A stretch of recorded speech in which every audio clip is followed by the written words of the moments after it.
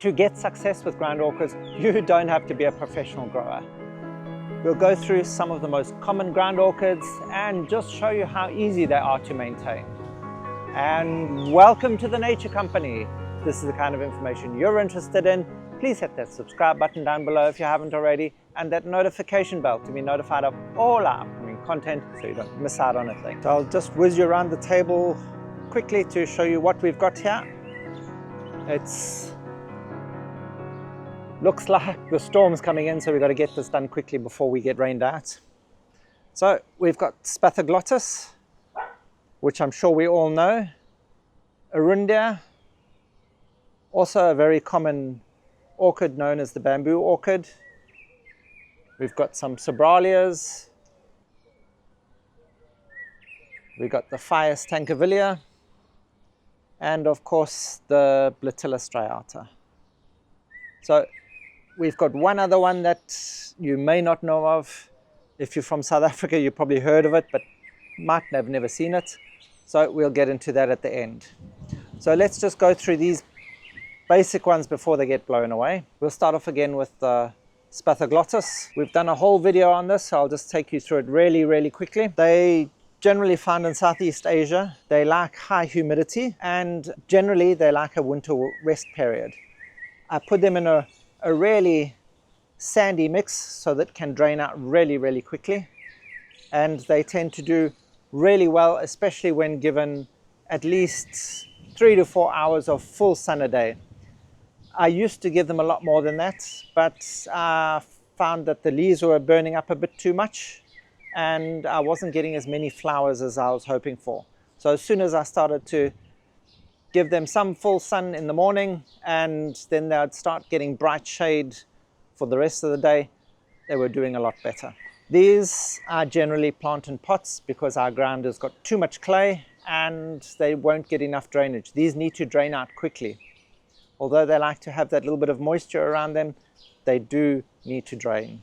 The Arundia graminifolia, the bamboo orchid, doesn't necessarily particularly like being in pots. It would prefer to be in the ground, but again, our clay soils hold far too much moisture for it and it will just rot it off. So here I still have to put it into a pot.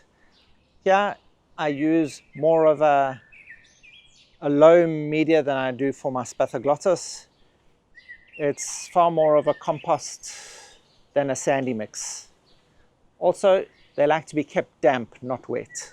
So you've got to keep them make sure you're keeping them watered all the time so that your pot doesn't dry out. In the ground, as I said, they do a lot better, as the ground is generally will hold more moisture for longer, and these bamboo canes will get quite tall. So they'll grow into quite large sized plants, and as they produce these kikis on the end, especially with the longer canes, those will start drooping. So you might need to use a stake or some wiring or ties to keep it all upright. And the Arundias like to get lots of sun. The more sun you give them, the more flowers you're going to get. So I keep mine out in the full sun all day long.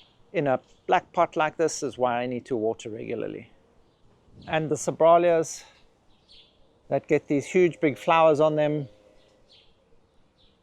generally the flowers last incredibly short times, from a couple of hours to a day, and some of them you might be lucky to get about 5 days for some of the other varieties. This is your Sobralia macrantha. It's a tall growing species. I also grow this in a very loamy media that's got good drainage, and I only give this filtered sun in a nice bright position out in the garden. You could keep it on a porch or something. It's not going to do particularly well indoors unless you've got lots of air movement around it and in a nice bright warm spot. Also, they like to be kept moist during the growing season, and then you can slow down the watering during winter when they slow down on their active growth. But being such thin stemmed orchids with no pseudobulbs as to speak of, you are going to have to make sure you do keep some moisture on them all the time so that they don't dry out completely. This is Sobralia Mirabilis. This is a hybrid between the macrantha and the veitchii. These are extremely hardy little plants.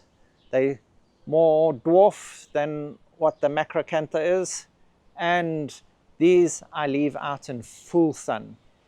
I've had them in semi-shade before or in half-day sun, and I really don't get as much flowering as I do when I put them out in the full sun. And as we see, there's hardly any burn on their leaves whatsoever. Just one little old leaf here that's ready. You can see the cane is finished. It's the last leaf on the batch, but otherwise there's no sunburn on it. Full sun, and of course making sure that it's not left to dry out completely. They don't like their roots to be disturbed terribly much, so I don't repot them very often. When I do, you've got to make sure that you've got some new growth just starting with a few new roots setting off, and then you should be okay. But remember, try and leave as big a clumps as possible, at least 4 or 5, 6 even of those canes on your piece to ensure that you have a good start to it. Then Phaius tankervilleae, also a very common, well-known orchid, the nun's orchid, also in a very soily mix. Hardly any sand at all. I use a lot of bark with my compost and some stones to allow for that drainage, and I feed this pretty regularly, along with the Sobralias that I only feed during spring and summer, and then reduce their feeding in winter and autumn. The Phaius, I do the same, but I use a lot of manure that I put into the pot as I plant it out. This is just to ensure they have all that growth they need for these huge big leaves and that tall flower spike that comes up off them. These I never put in full sun, although some people do.